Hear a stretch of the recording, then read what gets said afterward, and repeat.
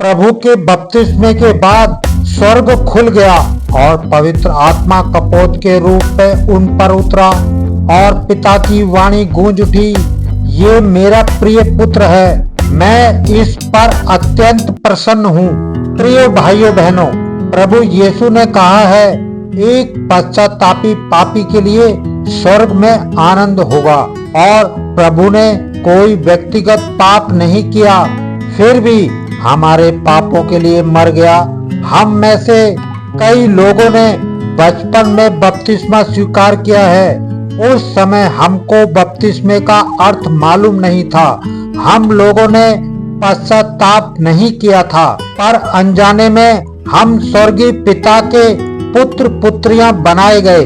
अंतिम भोजन से पहले यीशु ने शिष्यों के पैर धोए थे।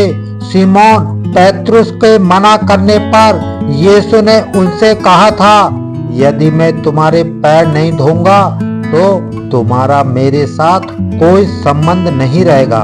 प्रभु का हमारे साथ संबंध है जब हम उन्हें अपने पैर धोने अर्थात पाप क्षमा करने का अधिकार देते हैं।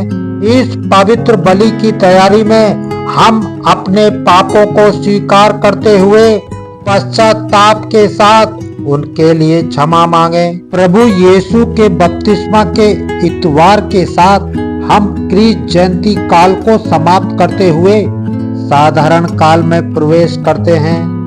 ईसा ने भी यूहन्ना बपतिस्ता के हाथों यरदन नदी में बपतिस्मा लेकर अपनी मां और अन्य कुटुंबियों के साथ सुरक्षित जीवन को अलविदा करके अपने पिता की इच्छा अनुसार संसार में ईश्वर के राज्य की स्थापना करने हेतु आगे बढ़ते हैं।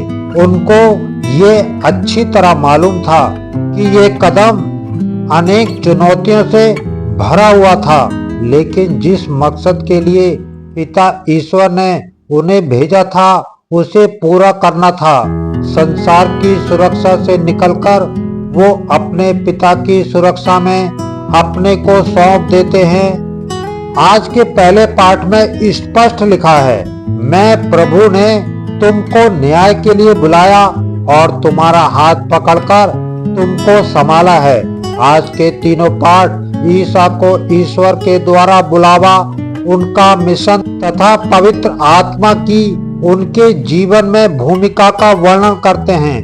पहला पाठ ईसा को ईश्वर के सेवक के रूप में वर्णन करता है। ईश्वर उस पर इसलिए प्रसन्न है क्योंकि वो आत्मा से परिपूर्ण होकर राष्ट्रों में धार्मिकता का प्रचार करेगा, समाज में व्याप्त अंधकार को दूर करने के लिए संपूर्ण निष्ठा और ईमानदारी से हिम्मत के साथ कार्य करेगा। संत पेत्रुस ईसा के बपतिस्मे के बाद जो कार्य उन्होंने किया उसे इस प्रकार कहते हैं, ईश्वर ने ईसा को पवित्र आत्मा और सामर्थ्य से विभूषित किया और वो चारों ओर घूम घूम कर भलाई करते रहे और शैतान के वश में आए हुए लोगों को चंगा करते रहे क्योंकि ईश्वर उनके साथ था।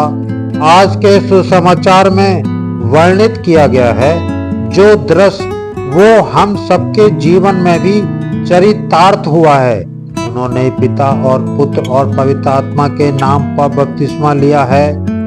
आज का पर्व हमें क्या संदेश देता है? एक, हम सबको आत्म विश्लेषण की जरूरत है।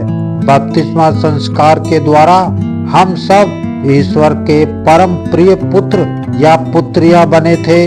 क्या हम लोगों ने उस गौरवान्वित स्थिति को सुरक्षित रखा है जो कार्य उस सेवक को दिया था?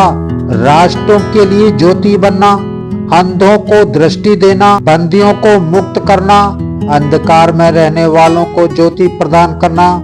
हमें भी वो जिम्मेदारी दी गई है। क्या हम इसे पूरी ईमानदारी के साथ निभा रहे हैं? क्या ईश्वर हमसे प्रसन्न है? क्या हम अपने ही जीवन में प्रसन्न हैं? क्या हम लोगों ने ईश्वर से नजदीकी रिश्ता बनाए रखा है अथवा पापों के कारण हम उनसे दूर हो गए हैं? हमें याद रखना चाहिए कि हम ईश्वर से दूर जाते हैं, वो हमेशा हमारी बाट जोता है कि कब मेरा प्रिय पुत्र पुत्रियां वापस आ जाएं। 2. ईश्वर ने बपतिस्मा संस्कार द्वारा हमें अपनी ही प्रजा के रूप में चुना है। संत पेत्रुस अपने पहले पत्र में लिखते हैं, पहले आप प्रजा नहीं थे, अब आप कृपा पात्र हैं। ईसा में हम सब अब चुने हुए वंश, राजकीय याजक वर्ग, पवित्र राष्ट्र और ईश्वर की निजी प्रजा हैं। ईश्वर ने अपने पुत्र के बहुमूल्य रक्त की कीमत से हमें खरीदा है, जिससे हम उनके आज्ञाकारी सेवक के रूप में कार्य करें। प्रभु यीशु क्रिस्त में ईश्वर ने हमें अपने ही दत्तक पुत्र पुत्रियों के रूप में अपनाया है, और जैसा पहले इस्राएल के साथ वो था, उसी प्रकार आज हम उनकी नजदीकी को अनुभव कर सकते हैं। 3. ईसा ने जैसा बपतिस्मा के बाद अपने पिता की इच्छा पूरी करने के लिए क्रूस तक अपनी यात्रा प्रारंभ की, हमें भी हमेशा अपने क्रूस को सहर्ष स्वीकार करने, उन्हें ईसा के पीछे ढोकर कलवारी तक जाने की इच्छा होनी चाहिए। ईसा हमारे अगुआ हैं और उनकी शिक्षा हम लोगों में वास करनी चाहिए, ताकि हम वैसा ही आचरण करें जैसा ईसा का था। ईसा जैसा हमारा मनोबल उतना ताकतवर नहीं हो सकता है। हम रास्ते पर अनेक बार फिसलकर गिरते हैं। हमें ये आशा होनी चाहिए कि हम उसकी सहायता से उठ सकेंगे और फिर से उसका अनुसरण करेंगे। ये कृपा के लिए हम प्रार्थना करें। आमीन।